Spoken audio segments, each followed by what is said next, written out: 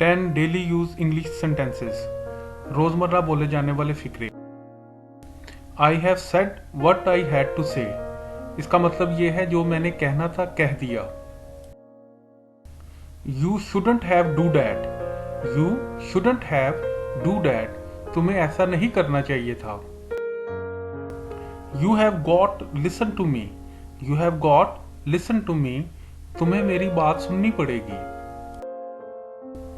I didn't do it on purpose, I didn't do it on purpose, इसका मतलब ये है मैंने ये काम जानबूझकर नहीं किया या मैंने ये बात जानबूझकर नहीं की। आई मीन वॉट आई से what I mean, I mean what I से वॉट आई मीन, इसका मतलब ये है जो मैंने कहा या जो तुम्हें समझ आई वही मेरा मतलब है। Could you please come and give me a hand, could you please come and give me a hand, इसका मतलब ये आप प्लीज आकर मेरी मदद करेंगे।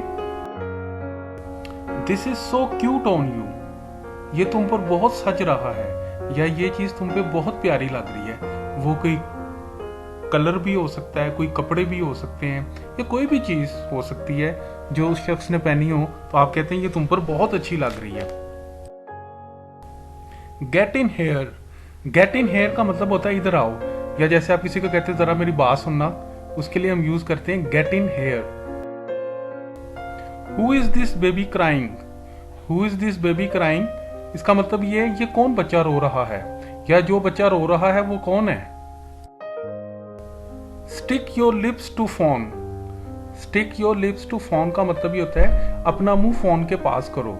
मतलब ये है कि सम टाइम अगले बंदे को आपकी आवाज नहीं आ रही होती, तो आपकी आवाज हल्की जा रही होती है, तो वो कहता है यार मुंह जरा फोन के पास करो, तो उस सेंस में हम इसको यूज करते हैं stick your lips to phone.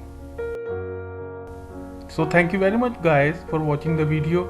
Inshallah in next video gonna come in here again with new topic. Till then, Allah Nigahban.